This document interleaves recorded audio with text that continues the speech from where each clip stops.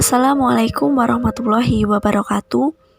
Tugas manajemen keuangan dari kelompok 7 yang beranggotakan 1. Nabila Jihan Rahmawati dengan NIM 205231288, 2. Imbi Dewandari dengan NIM 205231307, 3. Putri Nafiatul dengan NIM 205231308, 4. Riki Syafandi dengan NIM 205231311. Yang kelima, Haryanto dengan NIM 205231316. Kami akan menjelaskan analisis data laporan keuangan perusahaan Garuda Food dan perusahaan Ultra Jaya Milk.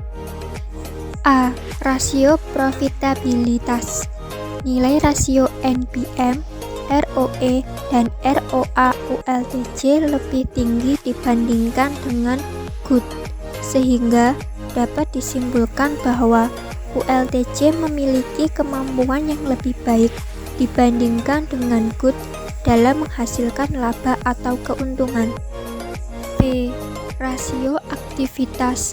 Rata-rata umur piutang ULTJ lebih panjang dibandingkan dengan good, sehingga ULTJ membutuhkan waktu yang lebih lama untuk mengubah piutang menjadi uang tunai. Perputaran persediaan aset tetap dan aset good lebih tinggi dibandingkan dengan ULTJ, sehingga manajemen good lebih efektif dalam memanfaatkan persediaan aset tetap dan aset yang dimilikinya untuk menghasilkan penjualan. C. Rasio likuiditas. Nilai rasio lancar dan cepat ULTJ lebih tinggi dibandingkan dengan good, sehingga dapat disimpulkan bahwa ULTJ memiliki kemampuan yang lebih baik dibandingkan dengan good dalam membayar hutang jangka pendeknya dengan menggunakan aset lancar yang dimilikinya. D. Rasio solvabilitas. Nilai rasio DER dan DAR ULTJ lebih rendah dibandingkan dengan good, sehingga dapat disimpulkan bahwa ULTJ memiliki kemampuan yang lebih baik dalam membayar seluruh hutangnya dengan menggunakan modal DER dan aset DAR yang dimilikinya. E. Rasio pasar. Nilai rasio per good lebih tinggi dibandingkan dengan ULTJ, sehingga harga saham good lebih mahal dibandingkan dengan ULTJ. Namun, dari data 2018 sampai 2020 menunjukkan bahwa harga saham pada tahun 2020 jauh lebih mahal dibandingkan tahun 2018. Nilai rasio DY dan DPR good lebih tinggi dibandingkan dengan ULTJ, sehingga good membagikan dividen yang lebih besar kepada pemegang saham. Oleh karena itu, dapat disimpulkan bahwa good masih lebih berprestasi secara relatif terhadap ULTJ jika dilihat dari pembagian dividen. Kinerja perusahaan yang lebih baik yaitu perusahaan ULTJ, karena perusahaan ini lebih unggul dari perusahaan good walaupun ada dua rasio perusahaan good yang lebih baik daripada perusahaan ULTJ. Saran untuk perusahaan. Yang pertama, profitabilitas. Dari segi profitabilitas, good harus meningkatkan penjualan dan penggunaan aset yang dimiliki agar mencapai laba yang lebih maksimal. Sedangkan ULTJ dalam mengelola modal dan aset sudah baik, namun harus tetap ditingkatkan atau setidaknya dipertahankan. Yang kedua, aktivitas. Dari segi aktivitas, ULTJ perlu meningkatkan aktivitas perputaran persediaan dan aset agar lebih cepat mengubah piutang menjadi uang tunai.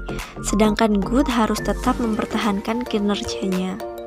Yang ketiga, likuiditas. Dari segi likuiditas, Good perlu meningkatkan kemampuan membayar hutang jangka pendek dengan menggunakan aset lancar yang dimiliki, sedangkan ULTJ kemampuan dalam membayar hutang jangka pendek sudah bagus, baiknya dipertahankan atau ditingkatkan agar lebih maksimal.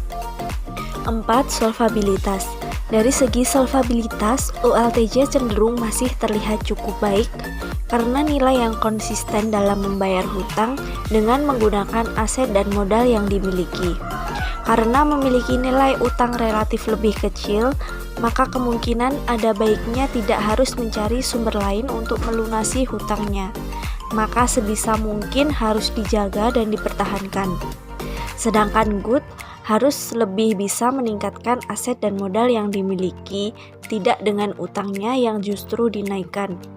Oleh karena itu, perusahaan harus mencari jalan alternatif dengan mencari sumber lain untuk melunasi utang agar dapat teratasi dengan baik dan semakin membaik pula atau menurun rasio nilai utangnya. Yang kelima, pasar. Dari segi rasio pasar, ULTJ harus meningkatkan prestasinya berupa menaikkan laba bersih dari sebuah perusahaan agar dapat meningkatkan dividen dalam membagikan kepada pemegang saham, sehingga harapannya supaya mampu untuk bersaing dengan perusahaan lain atau Good. Sebab semakin besar nilai rasio, semakin besar pula persentase dividen yang diperoleh. Sedangkan Good dapat menciptakan saham dengan harga yang lebih menarik lagi agar dapat mempertahankan ataupun meningkatkan rasio pasarnya. Terima kasih, sekian dari kelompok kami. Jika ada kurangnya kami mohon maaf. Wassalamualaikum warahmatullahi wabarakatuh.